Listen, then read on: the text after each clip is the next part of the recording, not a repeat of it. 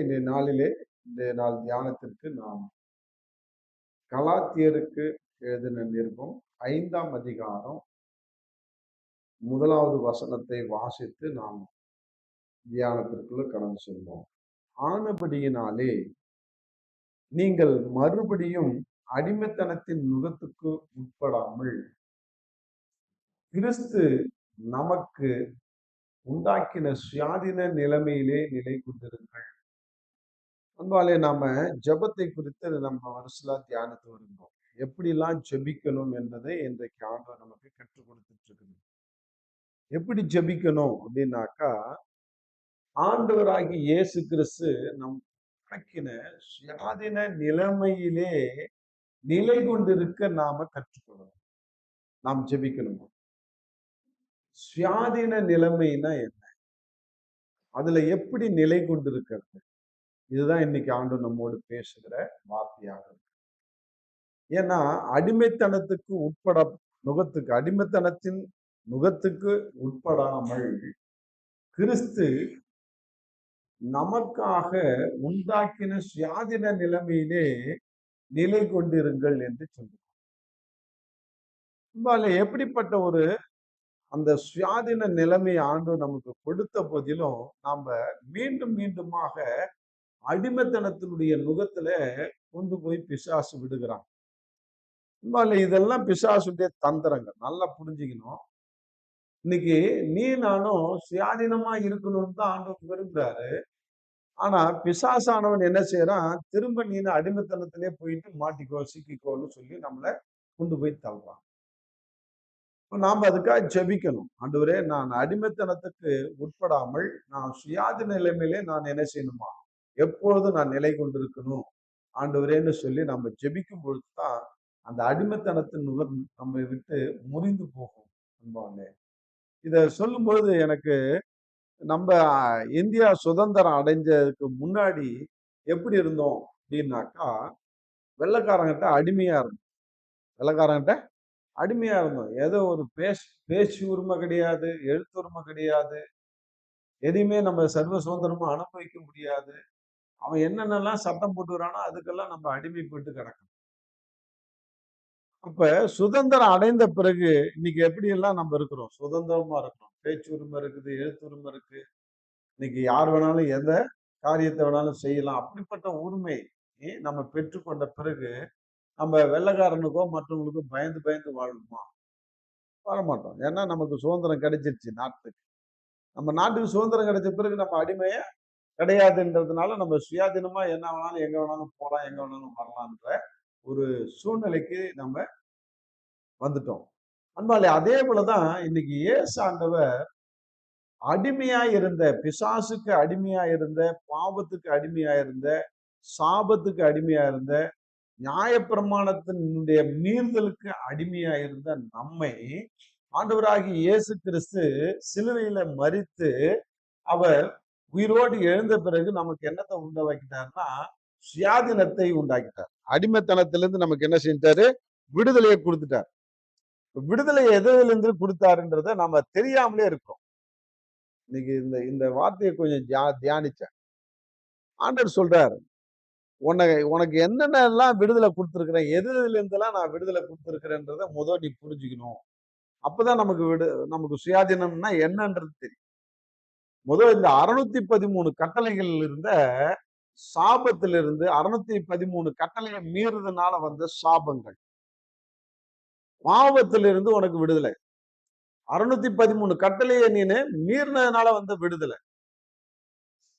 இப்படிப்பட்ட பல சாபம், பாவம், வியாதி, இன்னும் என்னென்னலாம் இருக்குதோ பிசாசுடைய கட்டுகள், அதுல இருந்து எல்லாத்திலிருந்து உன்னை நான் விடுதலை ஆக்கிட்டேன். நீ நானும் இப்ப யாரு? சுயாதீனமானவர்கள், விடுதலை உள்ள சுதந்திரவாளி. நம்மளாம் யாரு? சுதந்திரவாளி. ஆனா இன்னைக்கு பிசாசு எதையாவது ஒரு பாவத்தை செய்ய வச்சு அதுல நம்மள என்ன செய்யறான்? கட்டி வச்சிடறான். நீ பாவி, நீ பாவி, நீ இந்த பாவத்தை பண்ணிட்ட, நீ இந்த தவறை பண்ணிட்ட, நீ பொய் சொல்லிட்ட அப்படின்னு சொல்லி நம்மளை திரும்ப திரும்ப அந்த அடிமைத்தனத்தின் முகத்திலே நம்மள என்ன செய்யறான்? கொண்டு போய் நம்மள சிக்க வைக்கிறான். இப்ப நீ நானும் உஷாரா மாறணும். நான் மாறணும், உஷாரா மாறணும். ஆண்டவரே, நான் சுயாதீனமானவள்.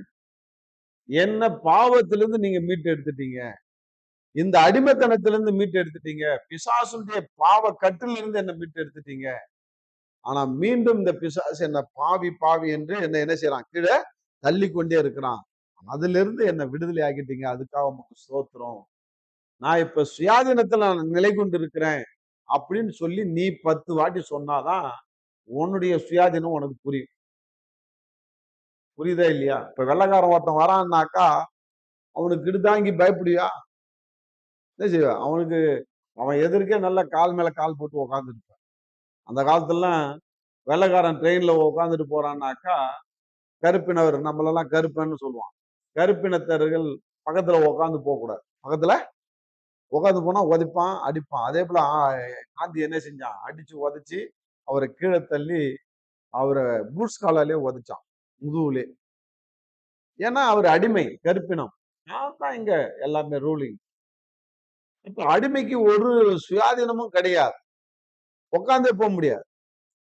இப்ப அந்த காந்தியினுடைய வாழ்க்கையில் நடந்தது என்னன்னாக்கா, பாருங்க ஒரு வெள்ளைக்காரன், அவன் ஒரு கிறிஸ்தவன். அவன் என்ன செய்றான்? அடிமையாக பாவித்து அடிச்சு உதைக்கிறான். இவர் ஒரு நாள் அந்த அந்த வெள்ளைக்காரன் கலெக்டர் கிட்ட போய், உன்னை பார்க்க வந்திருக்கிறேன்னு காந்தி சொன்னார். எதுக்குன்னோனே, உனக்கு ஒரு ஷூ பரிசா குடுக்க வந்தேன் அப்படின்னோனே, இந்த 2 ஷூவையும் அவன் போட்டுட்டு, கரெக்ட்டா இருக்குது. என் காலுடைய அளவு உனக்கு எப்படி தெரியும் அப்படின்னான்.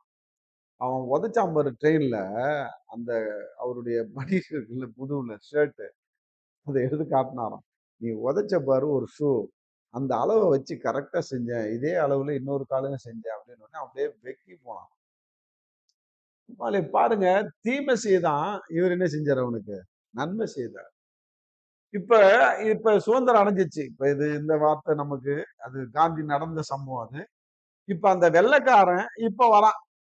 இப்ப நம்ம ட்ரெயின்ல நம்ம உட்கார்ந்துட்டு போவோமா, அவனுக்கு மரியாதை கொடுத்து ஏஞ்சி நிக்க முடியுமா? நிப்போமா? என்ன மாட்டோம். நிக்க மாட்டோம். ஏன்? நமக்கு என்ன கிடைச்சிருச்சு? விடுதலை கிடைச்சிருச்சு. சுதந்திரம் கிடைச்சிருச்சு. இனிமே அவனுக்கு நம்ம பயப்படுற அவசியமே இல்ல. இன்னைக்கு அதே போலதான் இன்னைக்கு பிசாசுன்ற தலையை நசுக்கிட்டாரு. அவனுக்கு இனிமே பயப்படணும்னு அவசியமே கிடையாது. பில்லு சூனியத்துக்கு இன்னைக்கு எத்தனை குடும்பம் பயந்துட்டு இருக்குது. இன்னைக்கு பில்லு சூனியம், ஐயோ பயம், ஐயோ எங்களுக்கு பில்லு சூனியம் வச்சுட்டாங்க, நாங்க கட்டுல இருக்கிறோம். இன்னைக்கு இத சொல்லி எத்தனை பாஸ்டர்ஸ் மாருங்க ஏமாத்தி கொண்டு இருக்கிறாங்க. நான் அப்படிதான் சொல்லுவேன், ஏமாற்றி கொண்டு இருக்கிறாங்கன்னு தான் சொல்லுவேன். உனக்கு பில்லு சூனிய கட்டு இருக்குது, உனக்கு அந்த பிசாசு கட்டு இருக்குது. எழுத்து நிக்க உனக்கே என்ன இருக்குது? சுயாதீனம் இருக்கு. அதை சொல்லி தரதுக்கு அந்த பாஸ்டர்களால முடியல. ஏன்னா திரும்ப திரும்ப நீ என்கிட்ட வரணும், ஜெபிக்கணும். திரும்ப திரும்ப என் கண்ட்ரோல்ல இருக்கணும். எனக்கு நீ அடிமையா இருக்கணும். அது அவங்களுடைய ஆசை. உனக்கு சுயாதீனத்தை ஆண்டு கொடுத்திருக்கிறாரு. எந்த பில்லு சூனியும் ஒன்ன அண்டாது. ஆமே சொல்லுங்க. அந்த விசுவாசம், அந்த அசாத்திய விசுவாசம், அந்த 100% இல்ல 1000% விசுவாசம் உனக்குள்ள வரும். எனக்குள்ள எந்த பில்லு சூனியமும் அண்டாது. எனக்கு ஆண்டவர் விட மாட்டார். எனக்கு சுயாதீனத்துல எனக்கு கொண்டு வந்து நிறுத்தி இருக்கிறாரு. அடிமைத்தனத்தினுடைய கட்டு என்னை அணுகாது என்று சொல்லி நீ மார்த்தட்டி நீ சவால் விட்டாதான் உன்னை அணுகாது. இல்ல நீ பயந்துட்டு கோழையை போல பயந்தனா அது உன்னை தாக்கும். ஏன்னா உன்னுடைய பயமே உன்னை என்ன செய்யுது? கொல்லும்னு சொல்ற. பயம். அதனால்தான் திரும்ப திரும்ப சொல்றாரு, பயப்படாதிருங்கள், பயப்படாதிருங்கள். 365 வாட்டி சொல்லி இருக்கிறார் இந்த வேதத்துல. பயப்படாதிருங்கள், பயப்படாதிருங்கள். ஏன் சொல்லணும் 365 வாட்டி? அவ்வளவும் நம்ம பயந்துட்டு இருக்கோம். இன்னைக்கு பாருங்க, நான் அடிக்கடி சொல்லுவேன். ஒரு சாதாரண ஒரு விசுவாசி எலிசபெத்னு ஒரு பொண்ணு. அதுக்கு விரோதமா ஒரு மந்திரவாதி, பெரிய மந்திரவாதியிலே சக்கரவர்த்தின்னு பேர் வாங்கினவன். அவன் பெரிய டஃபஸ்ட் மந்திரவாதி. அவனை அடிச்சது மந்திரத்துல எவனுமே கிடையாது. அப்படிப்பட்ட ஒரு கர்நாடகா ஸ்டேட்ல நடந்த ஒரு சம்பவத்தை சொல்றேன். அவனை அடிச்சதுக்கு பெரிய மந்திரவாதி. அவ்வளவு பெரிய மந்திரவாதி. இந்த எலிசபெத்ன்ற ஒரு பொண்ணு, ஒரு விசுவாச பொண்ணுக்கு விரோதமா மந்திரம் பண்றான். வசிய மந்திரம். பணத்தை கொடுத்தவனுக்காக அவன் மந்திரம் பண்ணிட்டு இருக்கிறான். அவன் அவளுடைய காலடி மண்ணு அது அது இது முடி கிடி எல்லாம் எடுத்துட்டு வந்து என்னென்னோ பண்றான்னு வச்சுக்கோங்க. அவன் பண்ணிட்டு இருக்கும்போது இந்த பொண்ணுக்கு தூக்கம் வரல. இது என்ன செஞ்சுது, ரொம்ப கெட்ட கெட்ட கனவா வருது. டிஸ்டர்பன்ஸா இருக்கிறத பார்த்துட்டு, டக்குன்னு இது என்ன செஞ்சது, எழுந்திருச்சு ஜெபிக்க ஆரம்பிச்சுச்சு. பைபிள வச்சுட்டு ஜெபிக்க ஆரம்பிச்சுச்சு. முட்டி போட்டு நல்லா. இப்ப பாருங்க, ஜெபிக்கும்போது அவன் ஏவன அந்த பிசாசு என்ன செஞ்சது, அவன்ட்ட ரிவர்ஸ் ஆயிடுச்சு. ரிட்டர்ன் ஆயிடுச்சு. அந்த குட்டி பிசாசு. போய் அந்த தொட்டனான்னு பேர் அந்த மந்திரவாதி. அவன்ட்ட சொல்லுது, "ஏய் தொட்டன்னா, அவள என்னால நெருங்க முடியல. அவள சுற்றிலும் அக்கினி எரியுது." என்ன எரியுது? பாருங்க, ஜெபிக்கும் பொழுது ஆண்டவர் உன்னை அறியாமலே, உனக்கு தெரியாமலே உன்னை சுற்றிலும் அக்கினி மதிலாக இருக்கிறார். ஆமென். நம்ம விசுவாசிக்கிறது கிடையாது. ஆண்டவர் நமக்காக யுத்தம் பண்ணுவாரு. ஆண்டவர் நமக்கு அக்கினி மதிலா இருக்கிறாருன்றதெல்லாம் தெரியாது. கண்ணுக்கு தெரியாதது. அந்த பொண்ணுக்கு கண்ணுக்கு தெரியாது. ஆனா அது முன்னே ஜெபிக்குது, அவ்வளவுதான். ஆனா இந்த பிசாசு என்ன செய்யுது, போய் சொல்லி அக்கினி எரியுது, அவளை நெருங்க முடியல என்னால. அவன் என்ன சொல்றான், அந்த மந்திரவாதி, அக்கினியை அவிக்கிறதுக்கு, அந்த அக்கினி அமையறதுக்கு நான் ஒரு மந்திரம் பண்றேன். அது அக்கினி அமைஞ்ச உடனே போய் ஏறிக்கோ மேல. அந்த மந்திரத்தை 1008 மந்திரம் சொல்ல சொல்ல சொல்ல ஒரு 700 800 மந்திரம் சொல்லியிருப்பான். அந்த நேரத்துல அவன் பூஜை பண்ற அந்த கலசம் எல்லாம் வெடிச்சு சிதறி, அதுல இருந்து ஒரு பெரிய வெளிச்சம் உண்டாகி, அதுல இயேசு கிறிஸ்து சிலுவை காட்சியை கொடுத்து, ஏய் தொட்டன்னா உன் மந்திரத்தை நிறுத்து. ஏ தொட்டனா, உன் மந்திரத்தை நிறுத்து. அவ என் மக. அவ யாரு? என் பொண்ணு. அவளுக்காக நான் இப்போ வழக்காட வந்திருக்கிறேன் உங்ககிட்ட. மந்திரத்தை நிறுத்த போறியா இல்லையான்னு அடி ஃபைட் பண்ணாரு. அவ்வளவுதான். கூழ முட்டை மாதிரி அவன் ஒரு மூலையில போய் அப்படியே சுருண்டுட்டு கிடந்தானாங்க அந்த மந்திரவாதி. விடிய விடிய. மந்திரத்துல நிறுத்தியாச்சு. ஒண்ணும் ஆகல. இவன் அடுத்தது, இயேசுதான்டா உண்மையான தேவன். இவ்வளவு பெரிய காரியத்தை ஒரு சாதாரண ஒரு பொண்ணுக்காக வந்து ஃபைட் பண்றாருன்ட்டு அவன் என்ன செஞ்சான், இயேசுவை பத்தி தெரிஞ்சுக்கணும்னுட்டு அவன் 3வது தெருவுல வந்து ஒரு சர்ச்சுக்கு வரான். இந்த சர்ச்சை தான் 2 மாசத்துக்கு முன்னாடி அந்த பாஸ்டரையும் அந்த விசுவாச மக்களையும் அடிச்சு உதைச்சு துரத்தி அனுப்பிச்சானாம். 3 மாசம் முன்னாடி அவங்க தெரு பிரசங்கம் பண்ணும்போது ட்ரம்மெல்லாம் கிழிச்சு. இந்த தொட்டனா வந்து நிக்கிறான்னு உடனே இந்த பாசுக்கு நடுக்கெல்லாம் வந்துச்சான். இவன் ஏன் வந்துட்டான், இப்ப அடிக்க வந்துட்டானா நம்மள? இல்ல இல்ல, நான் எதுவும் உங்களை தீங்கு செய்ய வரல. நான் இந்த ஏசாமியை பத்தி தெரிஞ்சுக்க வந்தேன்னு ஓன்னு அழுதான். இங்க ரோட்ல நின்று இந்த கேட்ல. அப்புறம் அந்த பாஸ்டர் உள்ளார கூட்டு வந்து, என்னடா ஆச்சுன்னா, இந்த மாதிரி சம்பவம், நேத்து ஒரு பொண்ணுக்காக நான் ஜெபம் பண்ணேன். இது மந்திரம் பண்ணேன். அப்ப ஏசாண்டவர் சிலுவை காட்சி கொடுத்து மந்திரத்தை நிறுத்து, ஒழுங்கா மனம் திரும்புன்னு சொன்னாரு. இந்த இயேசுவை பத்தி நான் தெரிஞ்சுக்கணும், அதுக்காக வந்தேன் அப்படின்னா. இயேசுவை பத்தி தெரிஞ்சு வச்சு அவன் ரட்சிப்புக்குள்ள வந்து பாவத்தெல்லாம் அறிக்கையிட்டு 18 புஸ்தகங்கள், எத்தனை 18 மந்திர புஸ்தகம், அதாவது 18 மூட்டை, அந்த மந்திர புத்தகங்களை 18 மூட்டையாக கட்டி அந்த 18 மூட்டையும் கடல்ல போய் கொட்டினான். கொட்டும்போது அந்த குட்டி பிசாசுகள் எத்தனையோ 18 பிசாசுகள் அவனை வந்து அவனை கழுத்தையும் கையும் பிடிச்சு அவனை நெருக்கிச்சான். எங்களெல்லாம் விட்டுட்டு நீ ஏன் அங்க போற? எங்களுக்கு யார் தீனி போடுறது? எங்களுக்கு யார் சாப்பாடு கொடுக்கறதுன்னு கேட்டுச்சாங்க பிசாசுகள். இயேசு நாமத்தால போ, இனிமே இயேசுதான் உண்மையான தேவன், ரட்சகர் அவர்தான் அப்படின்னு நான் ஏற்றுக்கொண்டேன் என்று சொல்லி 18 பிசாசையும் கடல்ல தள்ளி அவன் என்ன செஞ்சான், இயேசுவை ஏற்றுக்கொண்டு மனம் திரும்பினான்பாங்க. அதுக்கப்புறம் அந்த எலிசபெத்ன்ற இந்த சாதா விசுவாசி பொண்ணுகிட்ட போய் காலில் விழுந்து மன்னிப்பு கேட்டான். அம்மா, என்னை மன்னிச்சிடு. உனக்கு மந்திரம் பண்ண போதான் எனக்கு கண்ணு திறக்கப்பட்டது. இயேசுதான் மெய்யான தேவன் நான் தெரிஞ்சுக்கிட்டேன். நீனு என்னை மன்னிச்சிடுமா அப்படின்னு. உண்மை இல்லை. ஏன் இதை சொல்றேன்னா, ஒரு சாதாரண விசுவாசி, ஒரு பெரிய பாஸ்டர் கிடையாது, ஒரு பெரிய ஒரு ஜெபிக்கிற பொண்ணு கிடையாது, ஒரு சாதாரண பொண்ணு. இயேசு ஏற்றுக்கொண்டுச்சு விசுவாசி. அப்ப அந்த பொண்ணுக்காக யுத்தம் பண்ற தேவன் உனக்காக பண்ண மாட்டா? ஏன் அந்த நம்பிக்கை இல்லை? ஏன் நமக்கு அந்த சுயாதீனத்தின் மேல அந்த நம்பிக்கை இல்லாத போயிடுச்சு? ஐயோ, எனக்கு விரோதமா பாவம் பண்றான், எனக்கு விரோதமா மந்திரம் பண்றானுங்க, எனக்கு கட்டு இருக்குது, எனக்கு பில்லு சூனிய கட்டு இருக்குது. இவங்களே பயந்து எதையாவது குழப்பிட்டு போய் பாசிட்டு நின்னா அவனும் அதுக்கு மந்திரம் பண்ற மாதிரி, அதுக்கு சாம்பிராணி போடுற மாதிரி, ஆமா ஆமா உனக்கு பில்லு சூனிய கட்டு இருக்குது, அது எடுக்கணும்னா நீ 10 வாரம் வா, 12 வாரம் வா. ஏமாத்துறானா இல்லையா? உண்மையிலே நீ முழங்கால நின்னு உன்னுடைய சுயாதீனத்தை நீ நிலைநாட்டாம நீ அடுத்தவன் நம்பி போறதுனால தானே உன்னை ஏமாத்துறான். உண்மையிலே நான் ரொம்ப வேதனையா சொல்றேன். இன்னைக்கு நிறைய நிறைய பேரு அப்படியே இந்த பில்லு சூனியத்தை வச்சு இன்னைக்கு பொழப்பு நடத்திட்டு இருக்கிறாங்க பாஸ்டர்மாருங்க. நான் அவங்களை கேவலமா சொல்லல. அவங்களை ஆண்டவர் மன்னிப்பாரா? அவளுக்காக நான் ஜெபிக்கிறேன். உண்மையில இன்னைக்கு ஆண்டவர் நமக்கு சுயாதீனத்தை கொடுத்திருக்கிறாரு. என்னத்துல இருந்து சுயாதீனத்தை கொடுத்திருக்கிறாரு சொல்லுங்க? பாவத்திலிருந்து, பிசாசின் கட்டிலிருந்து, பிசாசின் பிடியிலிருந்து, பிசாசுடைய தந்திரத்திலிருந்து, இன்னும் என்னென்ன சாபம் இருக்குதோ அத்தனை சாபத்திலிருந்து உனக்கு விடுதலை கொடுத்துட்டார். எப்ப கொடுத்தாரு? 2000 வருஷத்துக்கு முன்னாடியே கொடுத்துட்டார். இன்னும் நாளைக்கு கொடுக்க போறது கிடையாது. எப்பயோ சம்பாரிச்சு கொடுத்துட்டாரு. ஆனா அதை சுதந்திரிக்கிறது நமக்கு தெரியல. அந்த விசுவாசம் நமக்கு இல்ல. நம்மால இன்னைக்கு அதுதான் சொல்றாரு. இந்த வார்த்தை நானு இன்னைக்கு சாயந்தரம் இன்னைக்கு தியானிக்கும் போது உண்மையிலே நான் அதிசயப்பட்டேன். ஏனென்றால் கிறிஸ்து நமக்கு உண்டாக்கின சுயாதீன நிலைமையிலே நிலை கொண்டிருங்கள். என்ன சொல்றாரு?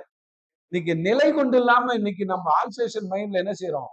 அப்படியே பயந்து போய் அவிசுவாசத்துல விழுந்து போய் அப்படியே பிசாசு பிடியில அடிமைத்தனத்துல சிக்கிறோம். உண்மையிலே அதனாலதான் எந்த பாவத்துல நீ சிக்கனாலும் சரிதான். இன்னைக்கு நான் சொல்றேன். இன்னைக்கு ஆண்டவர் ரோமர்ல அழகா பவுலை கொண்டு ஒரு பெரிய ரகசியத்தை நமக்கு வெளிப்படுத்தி இருக்கிறார். அவர் பவுல் என்ன சொல்றார் ரோமர்ல பாருங்க, நான் அல்லன்ற இல்ல சொல்றார். நான் செய்வது எனக்கே சம்மதம் இல்லை. நான் எதை செய்யணும்னு நினைக்கிறேனோ அதை செய்யல. நான் எதை செய்யக்கூடாதுன்னு நினைக்கிறேனோ அதை செய்யறேன். ரோமர் 7:15-17 அழகா சொல்றாரு. இப்படி இருந்தும் நான் அல்ல, எனக்குள் பாசமாய் இருக்கிற பாவமே அப்படி செய்கிறது அல்லன்ற. இன்னைக்கு நீ என்ன செய்யற? நான் தான் செஞ்சேன்ட்டு அடிமைத்தனத்துல திரும்ப திரும்ப போய் சிக்கிக்கிற. அன்பா இல்லையே, நான் அல்ல ஆண்டவரே, எனக்குள் வாசம் பண்ணுகிற இந்த பாவ பிசாச நீ என்ன செய்யுங்க? அகற்றி போட்டு சுயாதீனமா என்னை என்ன செய்யுங்க? விடுதலையாக்கி கொண்டு வாங்கன்னு சொல்லி நீ ஜெபம் பண்ணு. ஆண்டவர் நிச்சயமா ஒண்ணு என்ன செய்வார்? விடுதலையாக்குவாரா இல்லையா? இன்னைக்கு பவுலை விடுதலை ஆக்கின தேவன் உன்னை விடுதலை ஆக்க மாட்டாரா? நமக்கு அந்த விசுவாசம் இல்லாம நமக்கு என்ன இல்ல? அந்த விசுவாசம் இல்ல. மீண்டும் மீண்டுமா அடிமைத்தனத்துல போய் சிக்கிறோம். மீண்டும் மீண்டுமா அவன் பயன்படுத்தினா அந்த பயத்துல போய் நம்ம சிக்கிறோம். இதுக்கு ஒரு கதை ஒண்ணு சொல்லணும்னு நினைச்சேன். ஒரு டிராமா போடுவான், அழகா ஒரு டிராமா. என்ன டிராமான்னா, 2 பேரு ஒரு முதலாளி வாத்து மேய்க்கிறதுக்கு வச்சிருப்பார். அந்த 2 பேரும் வாத்து மேய்க்க சொல்லும் போது ஒருத்தன் இந்த முதலாளி வெளியில போயிட்டாரு. இந்த வாத்து மேய்ச்சிட்டு இருக்கிறவன் என்ன செய்வான்? ஏதோ ஒரு வாத்து அடங்காம போன உடனே ஒரு சின்ன கல் எடுத்து அடிப்பான். மண்டையில விழுந்துரும், வாத்து செத்து போயிடும். வாத்து செத்த உடனே ஐயோ முதலாளி 100 வாத்து விட்டாரு, 99 தான் இருக்குது, இன்னொரு வாத்து எங்கன்னு கேட்டாருன்னா என்ன சொல்றது அப்படின்னு என்ன செய்வான்? பயந்துகிட்டே இருப்பான். அந்த வாத்தை என்ன செய்வான்? அதை செத்து போன வாத்தை புதைச்சும் போயிடுவான். சரி முதலாளி வந்து கேட்கும்போது பாத்துக்கலாம் அப்படின்னு சொல்லிட்டு அப்படியே விட்டு இருப்பான். இத அடுத்த வேலைக்காரன் பார்த்துட்டான். அந்த செத்ததை பார்த்துட்டான், அவன் புதைச்சதை பார்த்துட்டான், எல்லாம் பார்த்துட்டான். சரி இவனை இனிமே பிளாக்மெயில் பண்ணணும்ட்டு இவனை வந்து அவன் என்ன செய்வான்? ஏய் இந்த துணியெல்லாம் துவைச்சு போடு அப்படின்னுவான். நான் எதுக்கு துவைச்சு போடணும் உன் துணியா அப்படின்னுவான். வாத்து அப்படின்னுவான். வாத்துன்னு உடனே இவனுக்கு சொரசொரான்னும். ஏன் வாத்தவன் சாவடிச்சது இவனுக்கு தெரிஞ்சிச்சு பழகுது. டேய் நான் எல்லாத்தையும் பார்த்துட்டேன். நீ அடிச்சது, செத்து போனது, நீ போச்சது எல்லாம் முதலாளிகிட்டே சொல்லி உன் வேலைக்கு உழ வச்சிருவான். ஒழுங்கா நான் சொல்லாம இருக்கணும்னா என் துணியெல்லாம் துவைச்சு போடு.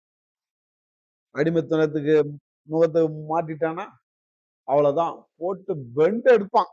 அதை செய், இவன் வேலையெல்லாம் அவனை செய்ய சொல்லுவான். இவர் பாட்டினே கால் மேல கால் போட்டுட்டு வாத்துன்னு மிரட்டினே இருப்பாரு இவரு. இவனுக்கும் செய்ய முடியாம ரொம்ப சோர்ந்து போய் சி இதுக்கு மேல இவன்கிட்ட நம்ம வந்து இருக்கிறத விட நம்ம எப்படியாவது ஆண்டவர்கிட்ட நம்ம அவன் அந்த முதலாளிகிட்ட போய் நம்ம சரண்டர் ஆகலான்ட்டு இவனுக்கு தெரியாம என்ன செய்வான்? முதலாளிகிட்ட போயிட்டு ஒரு நாள் என்ன செய்வான்? முதலாளியே என்னை மன்னிச்சிருங்கன்னு சொல்லி அந்த பாவத்தெல்லாம் அறிக்கையிடுவான். நான் இந்த மாதிரி அந்த வார்த்தை அடிச்சிட்டேன், அதை நான் புதைச்சிட்டேன், என்னை மன்னிச்சிருங்க அப்படின்னு. அந்த முதலாளி சொல்லுவாரு, நீ என்னைக்கு சாகடிச்சு புதைச்சியோ அன்னைக்கே எனக்கு இந்த உண்மை தெரியும். இத்தனை நாள் நீ மறைச்சு வச்சதுதான் உன்னுடைய மிஸ்டேக்கு. அதனால்தான் நீனு அடிமைத்தனத்துல போய் நீ சிக்கிட்ட. அவன்கிட்ட அவன் மிரட்டலுக்கு உருட்டலுக்கு எல்லாம் என்ன செஞ்ச? நீனு வேலை செஞ்சுட்டு இருந்தா. உன்னை மிரட்டி மிரட்டி அடிமையா உன்னை வச்சிருந்தான். அன்னைக்கே நீ என்கிட்ட வந்து பாவத்தை அறிக்கிட்டு இருந்தனாக்கா உனக்கு மன்னிப்பு நான் கொடுத்துருப்பேன்ல அப்படின்னு அவரு என்ன செஞ்சாரு? அன்பா உன்னை நான் மன்னிச்சுட்டேன், இதுக்கு மேல நீனு ஃப்ரீயா இரு, அவனுடைய அடிமைத்தனத்துக்கு என்ன செய்யாத, நீனு சிக்காத அப்படின்னு சொல்லி அனுப்பிச்சிட்டார். இவன் வந்துட்டான். இவன் திரும்பி இவன் நண்பன் வந்து, ஏய் இந்த வேலையை செய், அங்க விரவு புழக்கணும், என் வேலை, நீ எல்லாத்தையும் பொழத்துற அப்படின்னா, ஏய் நான் பொழக்க முடியாது, நீ வேணா பொழந்துக்கோ, நீ போய் ஒரு செய்தி ஆய் வாத்து முதலாளி எப்படின்னுவான். அது நேத்தோட போச்சு போடா அப்படி.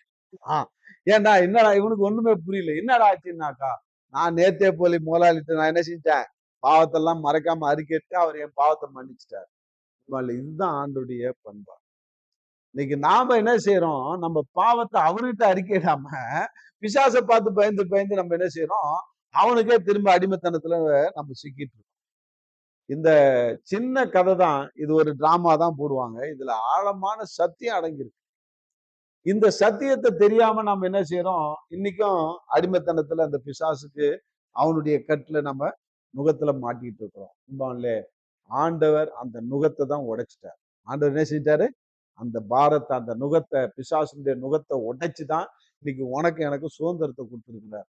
ஆனா சுதந்திரவாளியா நம்ம ஆண்டவரையே நம்பி, ஆண்டவர்கிட்டயே அறிக்கையிட்டு, ஆண்டவர்கிட்டயே ஜெபிச்சு, ஆண்டவர்கிட்டயே அந்த வல்லமையை பெற்றுக் கொள்கிறோமா, இல்ல பிசாசுக்கு பயந்துட்டு உட்காந்து? கொஞ்சம் யோசிச்சு பாருங்க. அதனால்தான் சொல்றார், நிலை கொண்டிருங்கள் என்று. என்ன கொண்டிருங்க? நாம நிலை கொண்டிருக்காதபடிக்கு பிசாசு நம்மளை வஞ்சித்து ஏமாற்றி கொண்டிருக்கிறான். இன்னைக்கு நாம என்ன செய்யணுமா, ஆண்டவர் நமக்கு சுயாதீனத்தை சம்பாதிச்சு வச்சிருக்கிற அத்தனையும் நம்ம நினைத்து பார்த்து அதுல நிலை கொண்டு, ஆண்டவர் என்னை ஆண்டவர் சுயாதீனமாக பிள்ளையாக மகனாய் மகளாய் மாற்றி விட்டார், நான் இனி எதுக்கும் பயப்பட தேவையில்ல, நான் இனி பிசாசுக்கு பயப்படுத்த மாட்டேன்னு சொல்லி நீ என்ன செய்யணும், அறிக்கையிடணும், ஜெபிக்கணும் என்பாங்க. இன்னைக்கு அப்படி ஜெபிக்கும் பொழுது ஆண்டவர் ஒன்னு என்ன செய்யறாரு, தூக்கி எடுத்து உன்னை வல்லமையா எடுத்து உபயோகப்படுத்தும். அது விசுவாசியா இருந்தாலும் சரி, அது ஊழியக்காரனா இருந்தாலும் சரி, அது பாரபட்சமே இல்லாம ஊழியக்காரனுக்கு ஒரு ரூல்ஸ், பிசாசுக்கு ஒரு இது, விசுவாசிக்கு ஒரு ரூல்ஸ்ன்னு ஆண்டவர் வைக்கல. எல்லாருக்கும் அவர் தான் தேவன். யாரெல்லாம் விசுவாசிக்கிறோமோ அவங்களுக்கு அவரு ஓடி வந்து உதவி செய்ய ரெடியா இருக்கிறார்.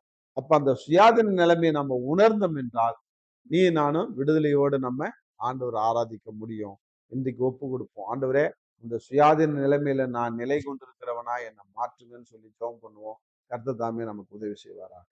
செபிப்போம். அன்பின் தகப்பனே, நன்றியோடு துதிக்கிறோம். இந்த நாளிலே நீர் கொடுத்த வார்த்தைகளுக்காய் நன்றி. இந்த சுயாதீனத்திலே நாங்களும் நிலை கொண்டிருக்க எனக்கு எங்களுக்கு உதவி செய்யும். அப்படியா செய்ய போறீங்க. நன்றி. இயேசு கிறிஸ்து நாமத்தால் ஜெபிக்கிறேன். தகப்பனே. ஆமென்.